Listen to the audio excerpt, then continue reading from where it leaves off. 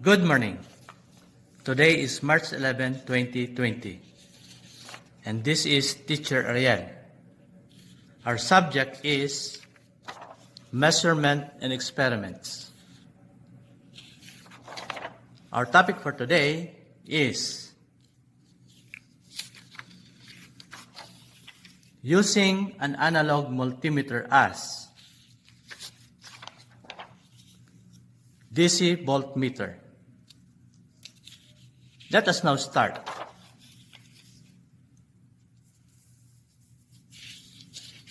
What are the important things to consider in using an analog multimeter as a DC voltmeter?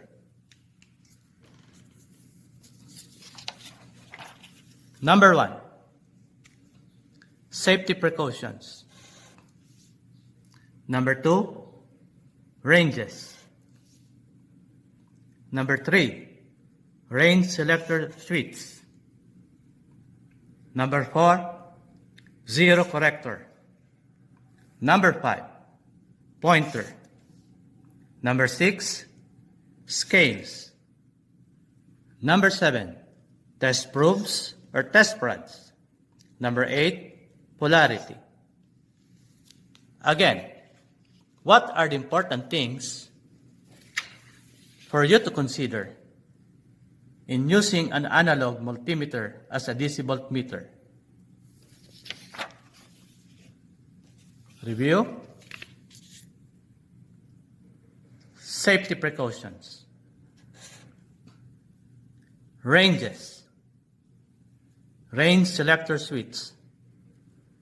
Zero corrector. Pointer. Scales. Test probes or test rods, and polarity. For safety precautions, make sure that your analog multimeter must be set always to off position.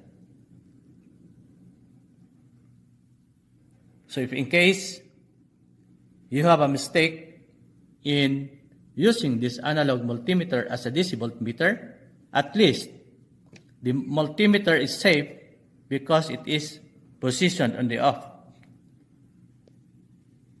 Another one, when using this analog multimeter as a DC voltmeter, when measuring an unknown, meaning you do not know the amount of voltage you are going to measure, you should set the range selector switch to 600. In this model, the maximum voltage it can read is 600. So if in case you measure a big voltage or a huge voltage, at least this multimeter is safe because you are at the highest range. Okay? The next one. We have the test probes or test rods. We have the red and we have the black.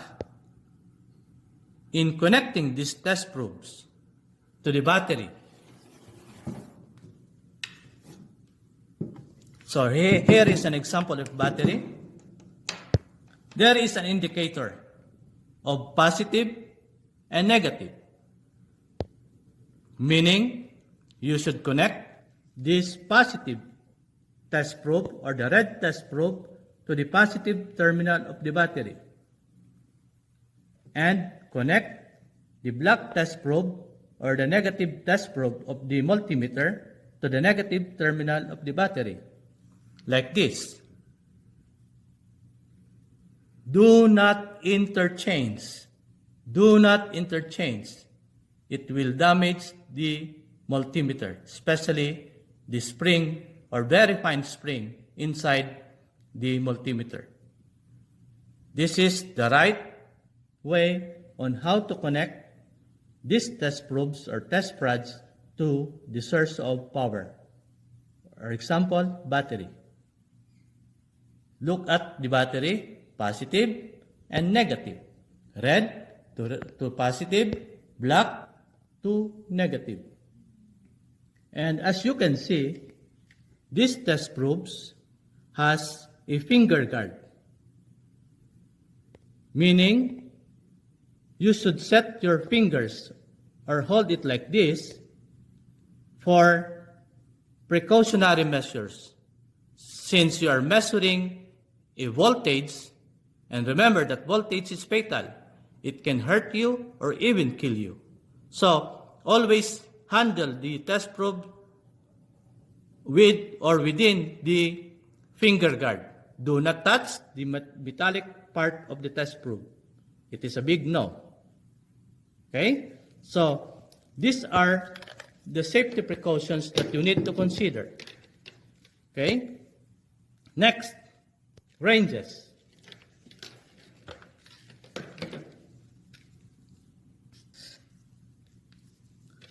In this model, we are using ranges of 600, okay, 600. We are using ranges of 300. We are using ranges of 120,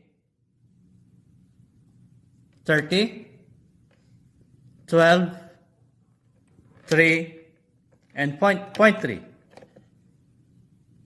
Why we need to interchange these ranges? Let me explain it to you.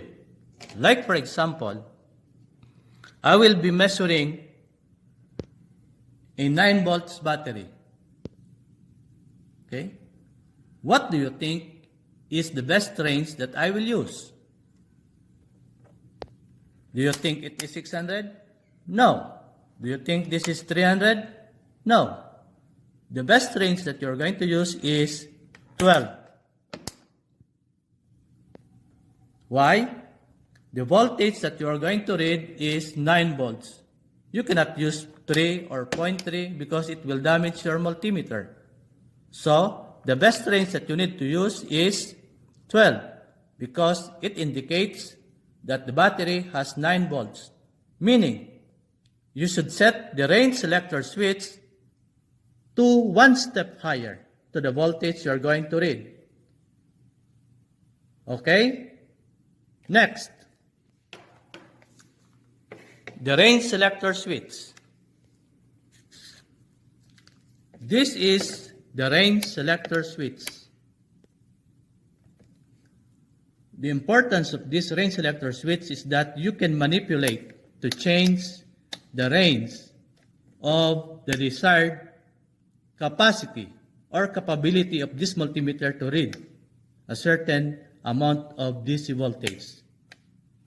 You can select which is the best range for you to use.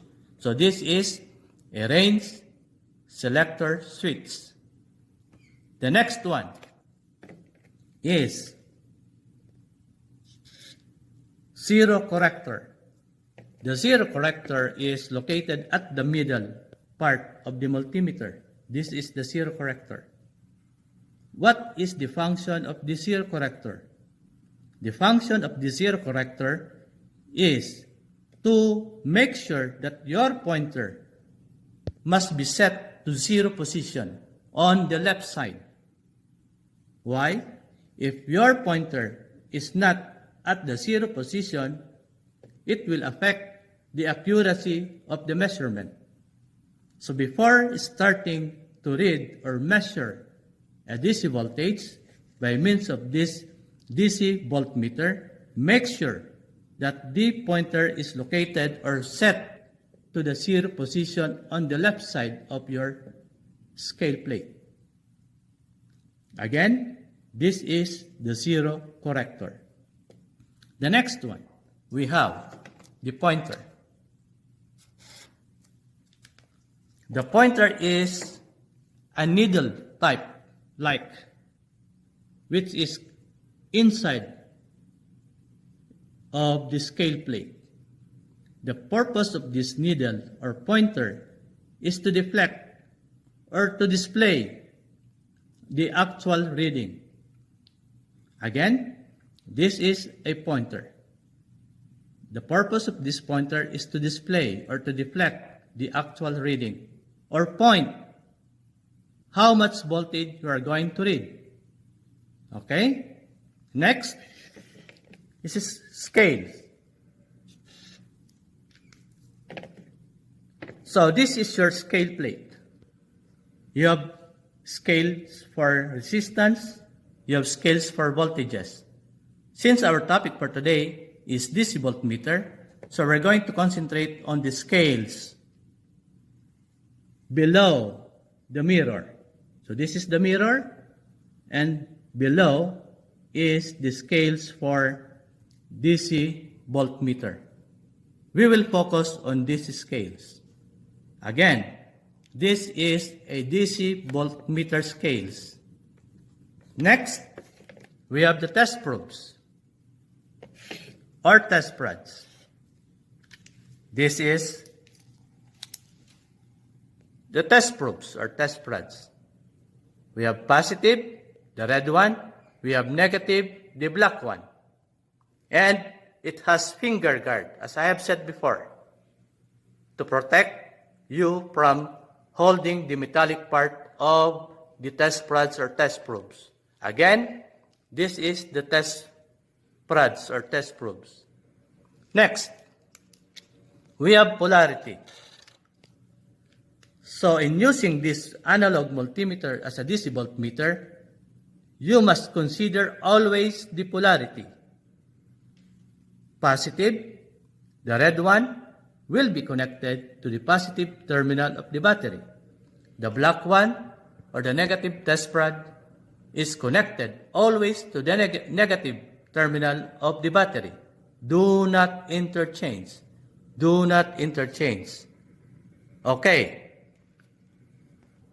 Let us now proceed to scale reading. As I have mentioned before, we are going to focus our lesson to the scale of DC voltmeter, since our topic is using this analog multimeter as a DC voltmeter. So, to make it more clear to you, let me present to you a copied scales of an analog multimeter. So again, we will concentrate on the scales below the mirror. So these are the scales below the mirror. We have scales of 300, 60, and 12. Okay? So, let me add something for you to understand. Okay? This is a DC voltmeter scale. So the 300, you are going to use the 300 for ranges 0.3, 3, 30, and 300. Again, the scale of 300, from 0 to 300, you are going to use this scale for the ranges of 0.3, 3, 30, and 300. And the scale for 0 to 60, you are going to use it for the ranges of 600. And then for the scale of 12, you are going to use it for the ranges of 120 and 12. Again, for the scale of 300, you are going to use this for the ranges of 0.3, 3, 30, and 300.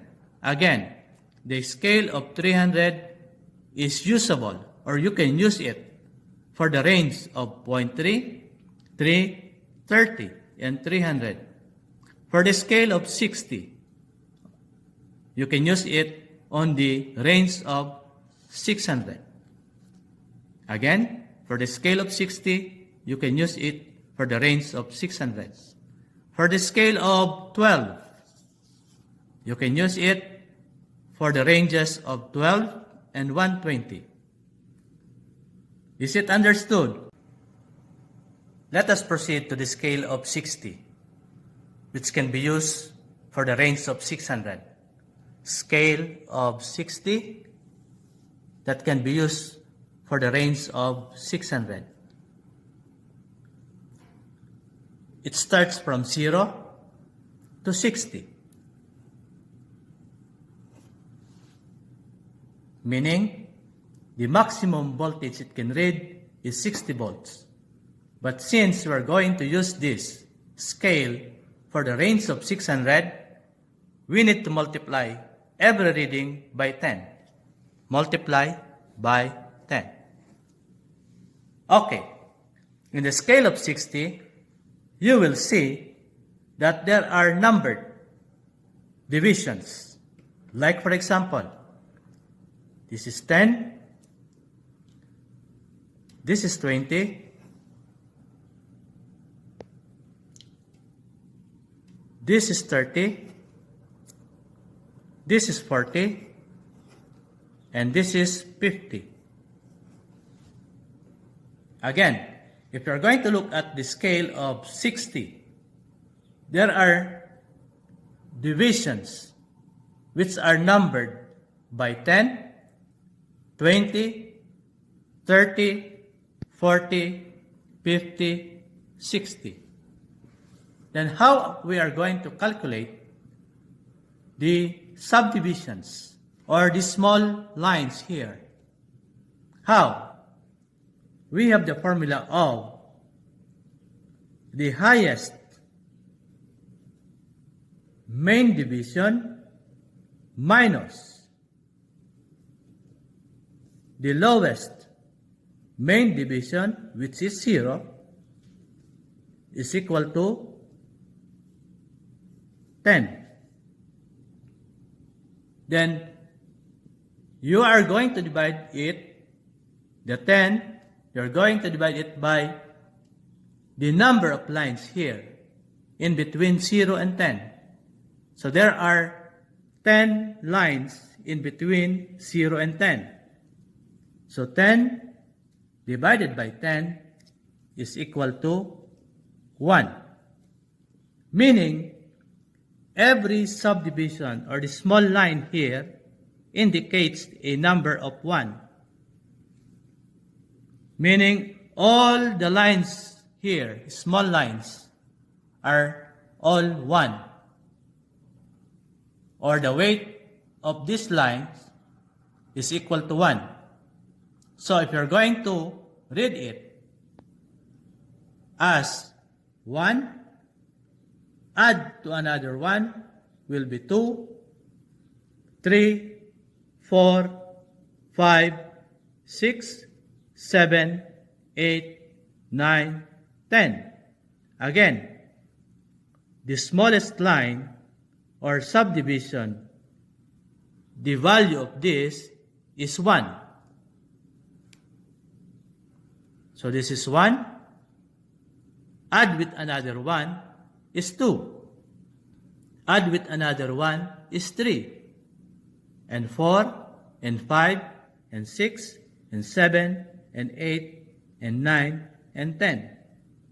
11, 12, 13, 14, 15, 16, 17, 18, 19, 20, and so on and so forth, going to 60. So if in case I put the pointer here, okay, so this is 30, 31, 32, 33, 34. So your reading is 34. Then 34 multiplied by 10 is equal to 340 volts. So your actual reading is 340 volts. The pointer position times 10 will be the actual reading. Again, another example. if the pointer is here. Okay? So, let us start counting. 10, 11, 12, 13, 14, 15, 16. So, this is 16 times 10. It will be 160 volts. So, your actual reading is 160 volts. Why times 10? Because your range is 600 and your scale is only 60. To convert your 60 scale or scale of 60, you must multiply it by 10. Again, review. The value of the subdivisions of this scale of 60 is 1. Like 1, 2, 3, 4, 5, 6, 7, 8, 9, 10, and so on and so forth. Then, whatever the pointer points or display will be multiplied by 10, and you got the actual voltage measurement. Okay, is it understood? Next, let us proceed to the scale of 300. The scale of 300 is usable for the ranges of 300, 30, 3, and 0.3. Again, the scale of 300 volts can be used for the ranges of 300 volts, 30 volts, 3 volts, and 0.3 volts. If you are going to look at the scale, the main divisions is also numbered from 0 to 300. Okay? Then, the major divisions are numbered with 50, 100, 150, 200, and 250. Now, how we are going to calculate the subdivisions or the small lines here? What is the value or the weight of these small lines? Again, let us calculate. The higher main division minus the lower main division, okay, divided by how many lines inside, in between the lower and higher main division. So in this case, we have 50 minus 0 is equal to 50 divided by 10, which are the lines inside between 0 and 50. Then, it is equal to 5. So, the weight of all the lines in this scale is 5. So, this is 5, 10, 15, 20, 25, 30, 35, 40, 45, 50, 55, 60, 65, 70, 75, 80, 85, 90, 95, 100, and so on and so forth. So, if we are going to use this scale for 300,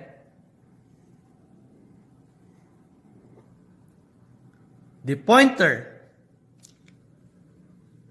points in this number, say for example, so we will count it as 5, 10, 15, 20, 25, 30, 35. So this is 35. If you are going to use this range 300, you need to multiply it by 1. Meaning, this is 35 times 1 is equivalent to 35 volts. Again, the weight of every line is 5. 5, 10, 15, 20, 25, 30, 35, 40, 45, 50, and so on and so forth.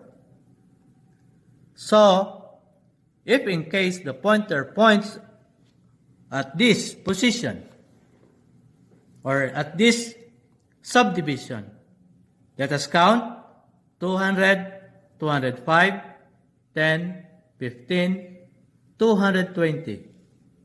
220 multiplied by 1 is 220 volts.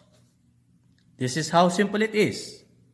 Then, if you're going to use this scale for the range of 30 volts, still, you should count it as 300. But you need to divide it by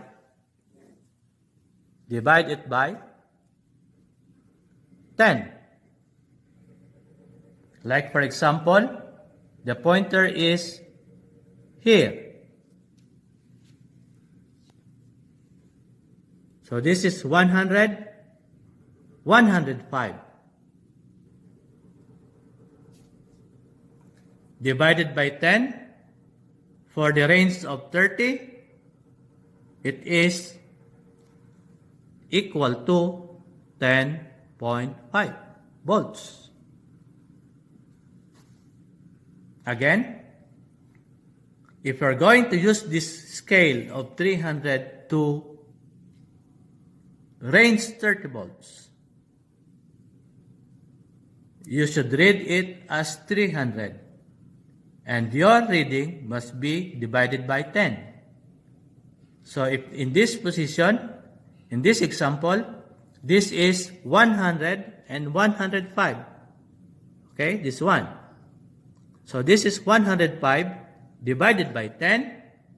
That is 10.5 volts.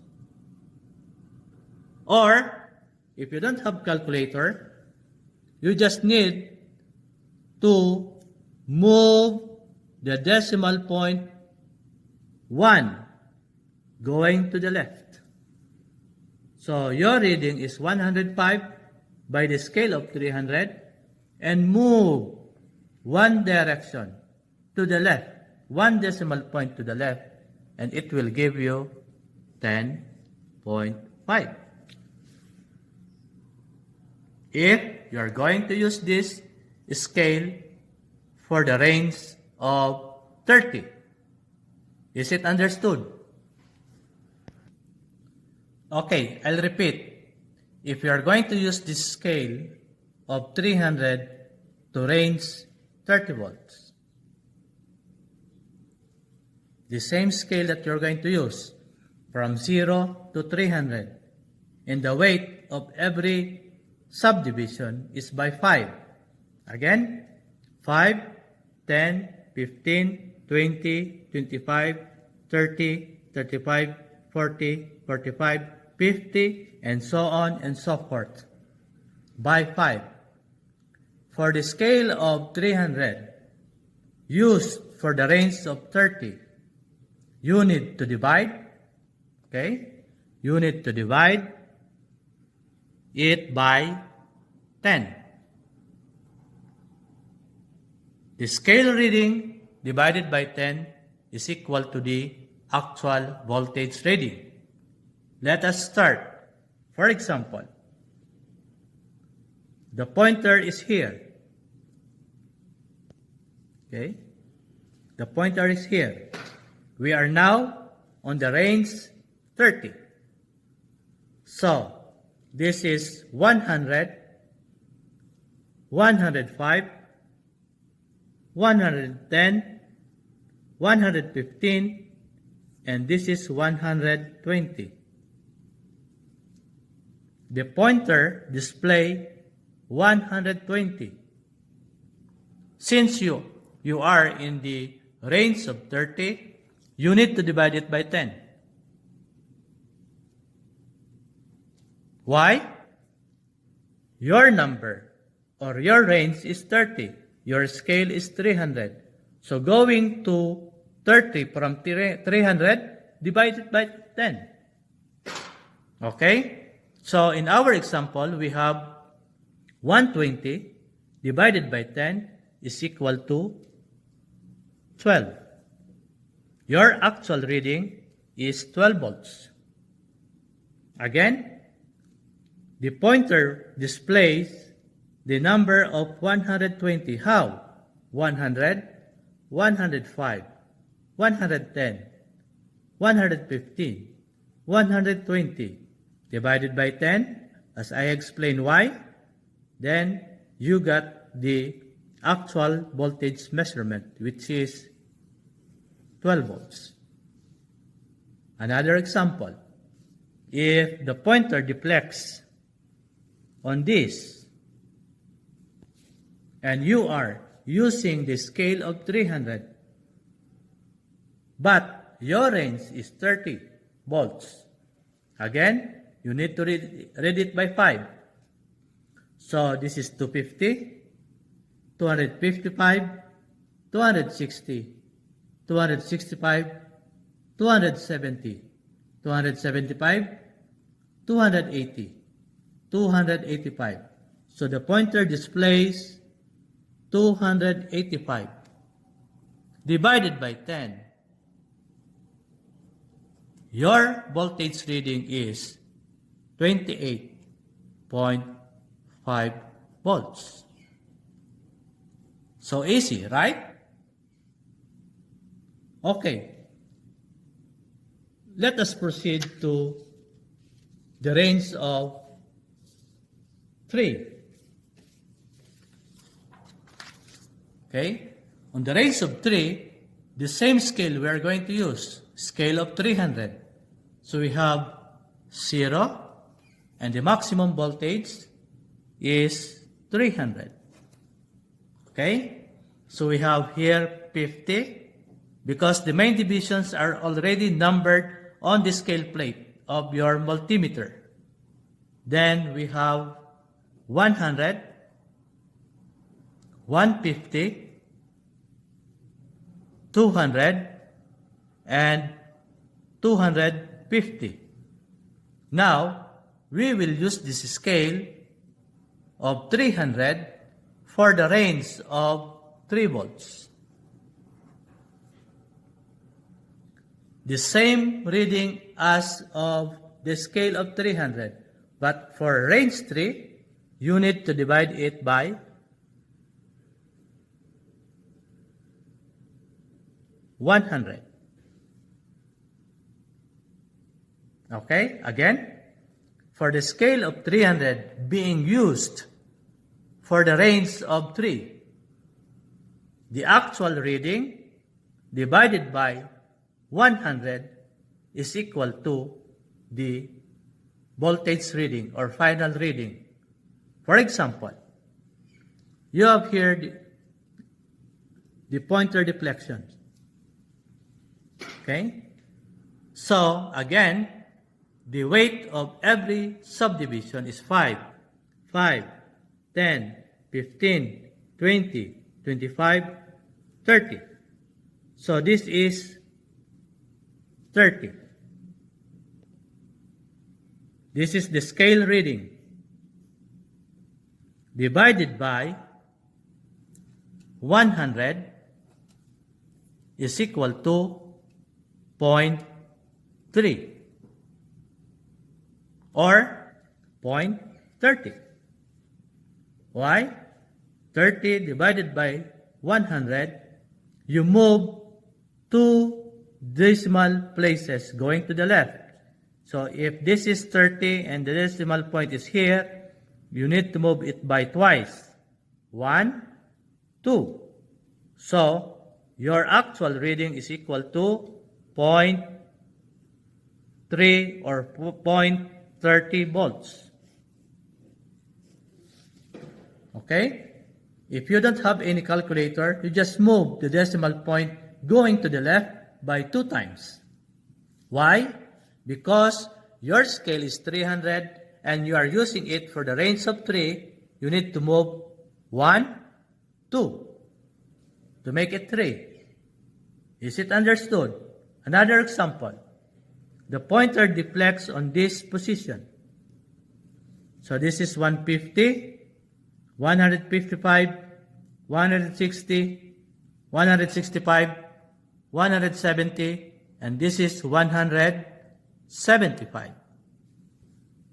Divided by 100 or move 2 decimal places, then your actual reading is 1.75 volts.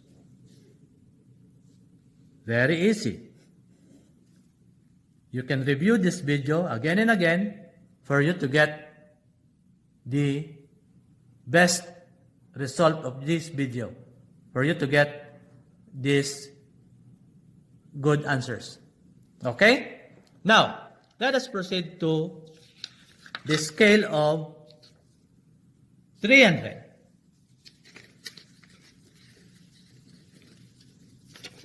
The scale of 300 being used as the range of 3. Okay? So, a scale of 300 will be used for the range of 0.3. Okay? Again, the scale of 300 will be used for the range of 0.3. So, again, scale of 300 starts from 0 to 300. Then we have the main divisions are already numbered in the scale plate. We have 50, we have 100, we have 150, we have 200, and 250. Okay. For the scale of 300, used for the range of 0.3, you need to divide it by 1,000. Why? Your scale is 300 and you will use it for 3.3, So you need to move the decimal point to the left 3 times. This is the decimal point, 1, 2, 3. Or divide by 1,000. Say for example, okay, this is your pointer.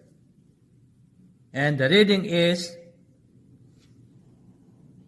100, 105, 110, 115, 120, 125, 130. So this is 130 divided by 1,000 is equal to 0.130 volts. So this is your actual reading. Why? You move the decimal point 3 times. This is the decimal point of this whole number. 1, 2, 3. So this is 0.130 volts. Okay? Let's say the pointer points at 300. What is the actual voltage reading? So 300 divided by 1,000 is equal to 0.3 or 0.300 volts. Is it clear? Now, let us proceed to the scale of 12. Okay?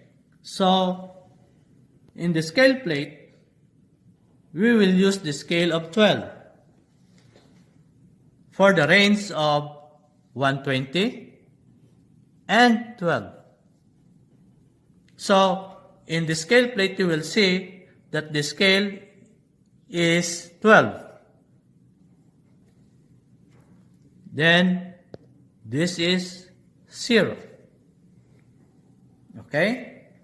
0. Then, 2, 4, 6, 8, and 10. This scale of 12, you will find it in the scale plate of your analog multimeter. The scale is already pre-numbered from 0 to 12. That's why it is called as a scale of 12. We can use this scale for the range of 120 and 12. Now, how can we find the value of every line here or subdivisions in this scale? Again, the highest main division number minus the lowest main division number, which is, like for example, we have 2 minus 0 is equal to 2 divided by the lines in between or the lines inside from 0 and 2, which are 10. Okay, there are 10 lines. So 2 divided by 10 is equal to 0.2. So the weight of every line or subdivision is equal to 0.2. Let us count. This is 0.2, 0.4, 0.6, 0.8, then 1.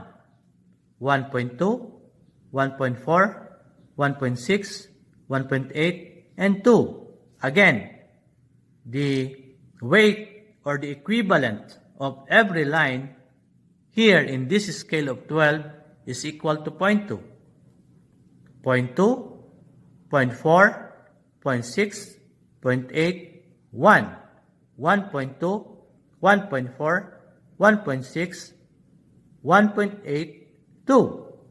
Now, since our scale is 12, and we're going to use this scale for range 120, what you need to do is multiply it by 10.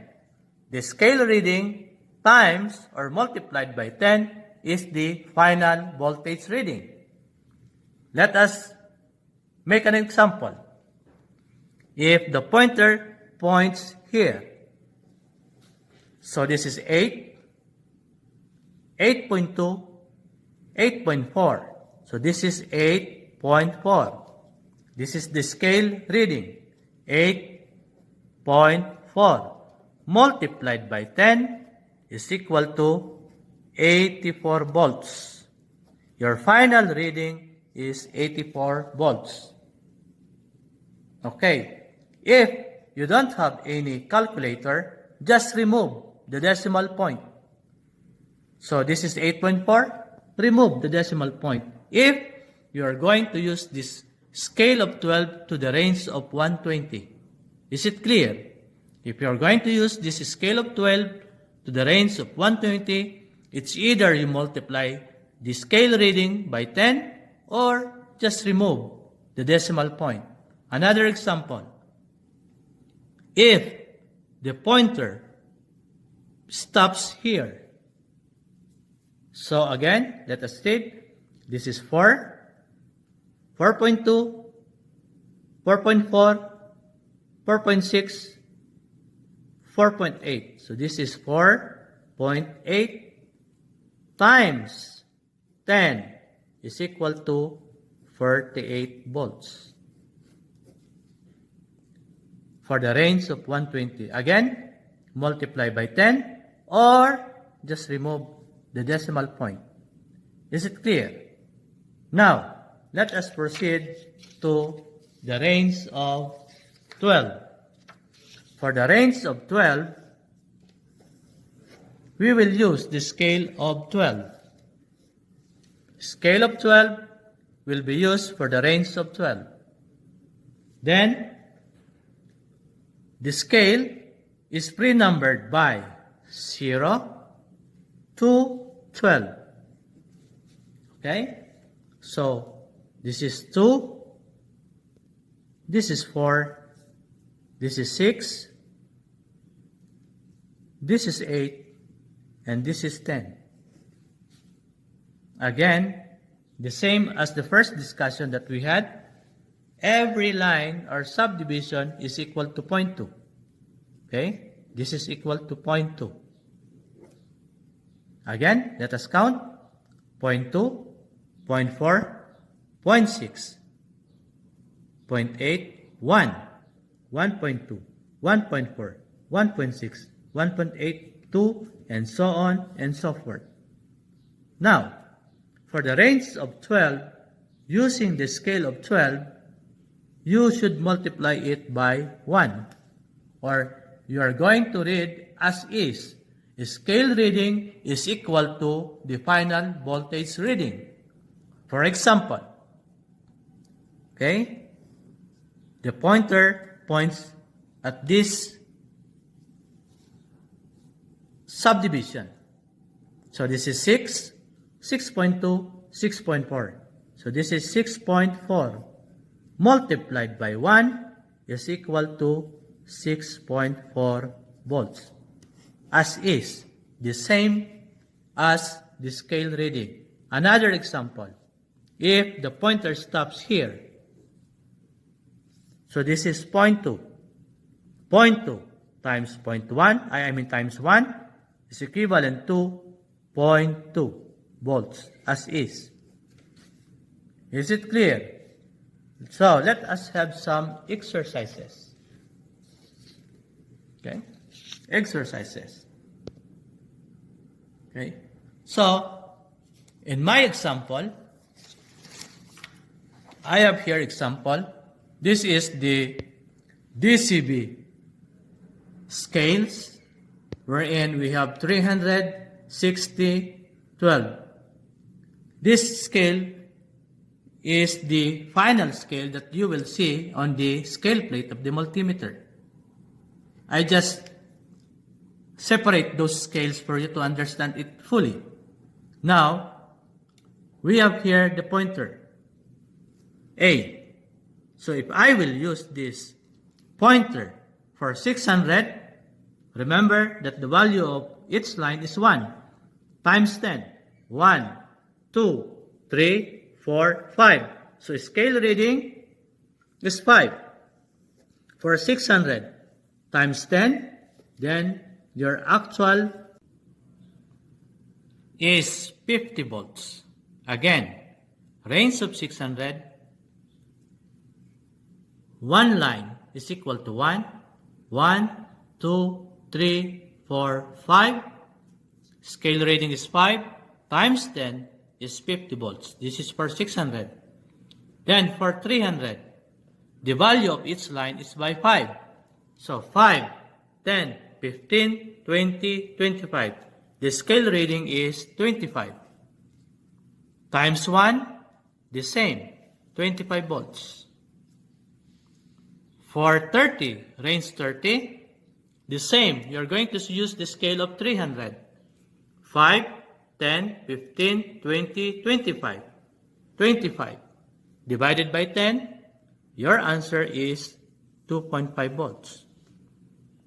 For 3, the same scale. Okay?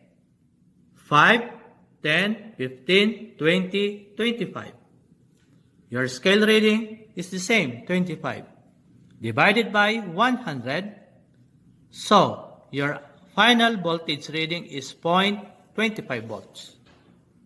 Then, for range 0.3, okay, in the scale, you use, again, the same scale for 300. 5, 10, 15, 20, 25. So, this is 25. 25 divided by 1,000, your final voltage reading is 0.025 volt. Okay, let us now proceed to scale of 12, which can be used for the range 120 volts. For scale of 12, the value of line or one line is 0.2. So this is 0.2, 0.4, 0.6, 0.8, 1. So the scale reading is 1. Okay? Times 10, because you are now in 120 volts, then your final voltage reading is 10 volts.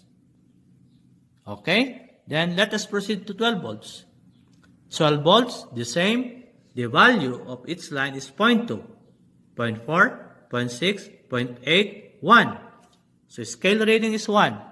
Multiplied by 1 or the same is equal to 1 volt. Is it clear? Now, let us go to sample activity. So for 600, we will use the scale of 60. Okay? Which is the value of every line is by 1.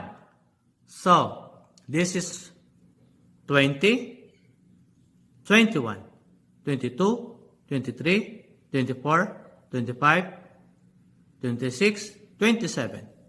So the scale reading is 27 times 10. So your final voltage reading is 270 volts. For 300 range, we will use the scale of 300. So the value of its line is by 5. So 100, 105, 110, 115, 120, 125, 130. This is 135. 135.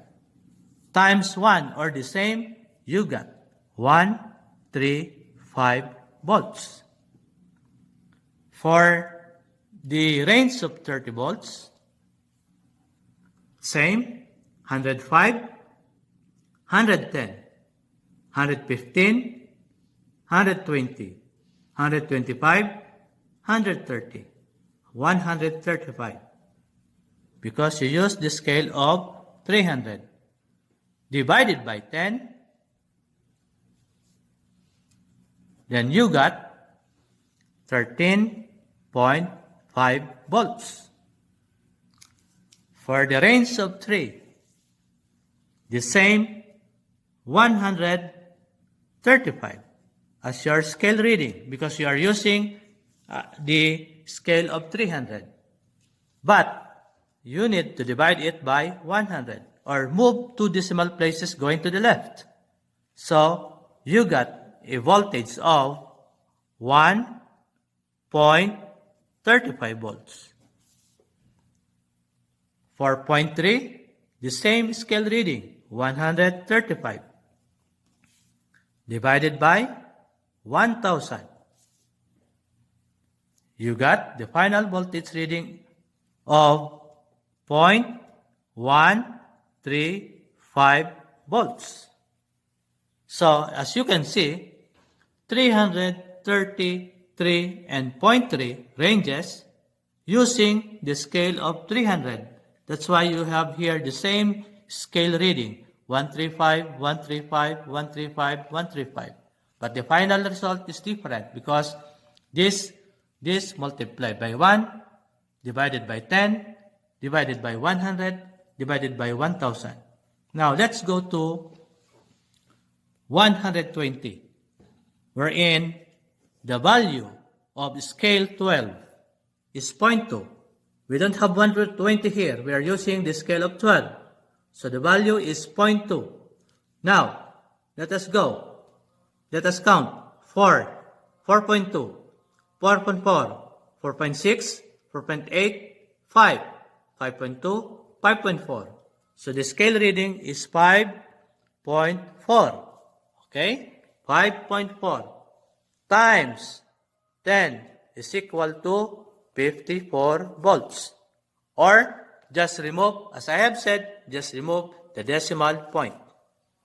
For the scale of 12, okay?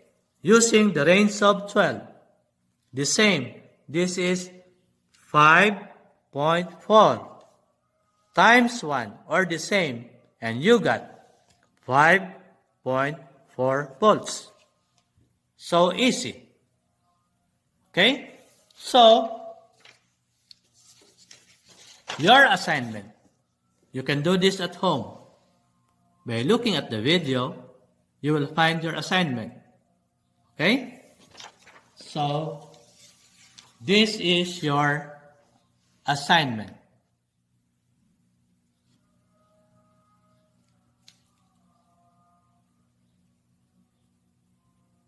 Okay? So look at the pointer. For C, 200, then this is the pointer. Try to answer it at home, okay, by the range of 600, 300, 30, 3.3, 120, and 12. Write the scale readings here and the final voltage reading. Is it clear? So, our next lesson for next week, using an analog multimeter as DC ammeter. This will be our next lesson next week.